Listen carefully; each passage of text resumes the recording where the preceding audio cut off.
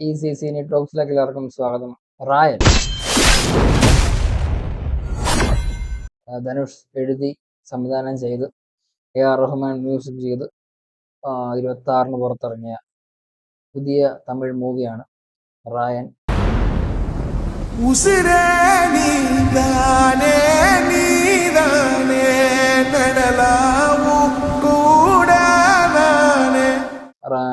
റായനിൽ ധനുഷ് തന്നെയാണ് നായകനും.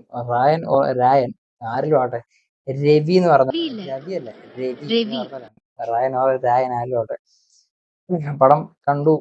പക്ഷെ ഇതിനു മുന്നുള്ള ഞാൻ ഓർത്ത് ധനുഷിന്റെ ഫസ്റ്റ് ഡയറക്ടോറിയൽ മൂവിയാണ് റായൻ എന്ന് ഓർത്തുകൊണ്ടിരിക്കുകയായിരുന്നു.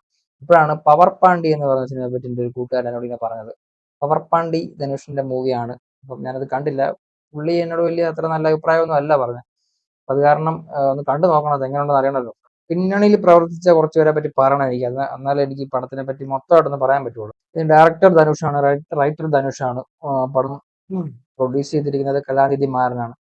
സിനിമാറ്റോഗ്രാഫി ഓം പ്രകാശാണ്. അത് പൊളി cinematography. Edited Prasanna GK. Edit ചെയ്തേക്കുന്നൊക്കെ നല്ലതായിട്ട് തന്നെ ചെയ്തിട്ടുണ്ട്. മ്യൂസിക് AR റഹ്മാൻ, AR റഹ്മാനാണ് ചെയ്തിരിക്കുന്നത്.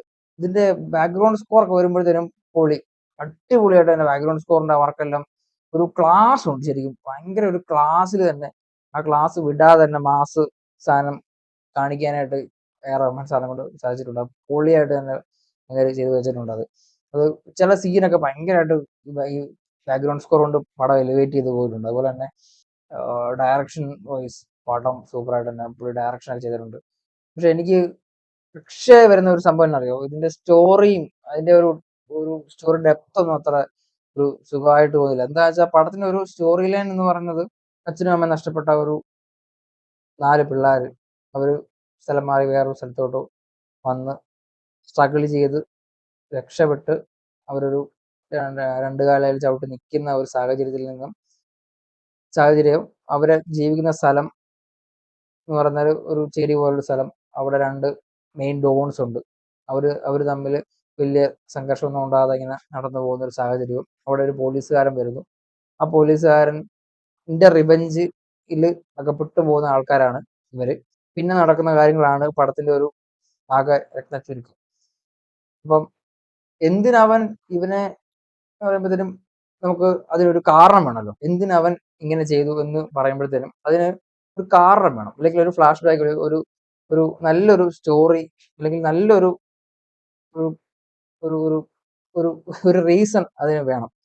ആ റീസൺ ലോജിക്കലിയോ അല്ലെങ്കിൽ അല്ലാതെയോ നമ്മളെ ഹുക്ക് ചെയ്താലേ പടം നമുക്ക് കൺവിൻസിങ് ആയിട്ട് വരുള്ളൂ. ആ ഒരു എലമെന്റ് പടത്തിൽ അത്ര നന്നായിട്ട് വരാത്തതായിട്ട് എനിക്ക് തോന്നി. അങ്ങനെ ഒരു കൺവിൻസിങ് ആയിട്ടുള്ള ഒരു സംഭവം സ്റ്റോറിയിൽ വരാത്തതായിട്ട് എനിക്കിങ്ങനെ ഫീൽ ചെയ്തപ്പോഴത്തേനും പടത്തിന്റെ ആ ഒരു കണക്ഷൻ എനിക്ക് ഒരു സുഖക്കുറവോട് നമുക്ക് ചില കാര്യങ്ങൾ തോന്നുമല്ലോ, അത് അങ്ങനെ എനിക്ക് തോന്നി. അപ്പം അത് നിങ്ങളുടെ ഓരോരുത്തരുടെയും കാഴ്ചപ്പാടിനെ അനുബന്ധിച്ചിരിക്കും. ഞാൻ അതിനെ ശ്രദ്ധിക്കുന്ന ഒരാളായതുകൊണ്ടാണ് ഞാൻ അങ്ങനെ ശ്രദ്ധിച്ചത്. ബാക്കി എലമെന്റ്സ് ഒക്കെ വരുമ്പോഴത്തേനും ഇതിനകത്ത് ആദ്യം തൊട്ട് ഒരേ ഒരു എക്സ്പ്രഷനിൽ ഞാനിങ്ങനെ പടം കണ്ടുകൊണ്ടിരിക്കുകയായിരുന്നു. അതൊന്നും മാറിയത് ഇന്റർവെലിന് തൊട്ട് മുമ്പ് ഒരു സീനുണ്ട്. അത് പൊള്ളിയായിട്ട് തന്നെ അത് പൊളി. ആ സിനിമ മൊത്തം നോക്കുമ്പോൾ ആ സീൻ ഭയങ്കരമായിട്ട് ആ ഗ്രാഫ്, ആ ഭാഗം വരുന്ന ഗ്രാഫ് ഭയങ്കര പൊളിയായിട്ട് അവർ ചെയ്തിട്ടുണ്ട്. അതിന്റെ ഒരു ഫ്ലാഷ് ബാക്ക് അല്ല, ഒരു സ്ലോ മോഷൻ സാധനവും അതിന്റെ ആ ഒരു ലൈറ്റിങ്ങും അതിന്റെ ഒരു മഴത്തുള്ളിയൊക്കെ വീഴുന്ന കാണണം ഇങ്ങനെ അടിപൊളിയായിട്ട് ആ ഭാഗം ചെയ്തു വെച്ചിട്ടുണ്ട്. പിന്നെ ഇതിന്റെ കുറച്ച് സീനൊക്കെ ഉണ്ട്, കുറച്ച് നല്ല നല്ല സീനും കാര്യങ്ങളെല്ലാം വന്ന് പോകുന്നുണ്ട്.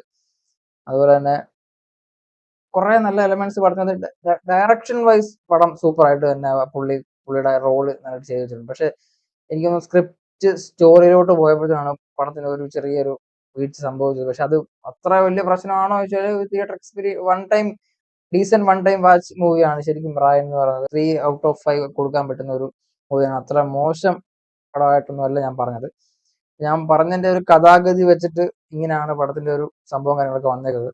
അപ്പം നിങ്ങൾ തിയേറ്ററിൽ തന്നെ പോയി പടം കാണുക, എന്നിട്ട് നിങ്ങളുടെ വിലയേറിയ അഭിപ്രായങ്ങൾ പറയുക. എനിക്ക് തോന്നിയത് പോലെയൊക്കെ തന്നെയാണ് തോന്നിയത്, അല്ലെങ്കിൽ അങ്ങനെ തോന്നേണ്ട ആവശ്യമില്ലെങ്കിൽ അത് പറയുക. കൂടുതലൊന്നും പറയാനില്ല. ബൈ.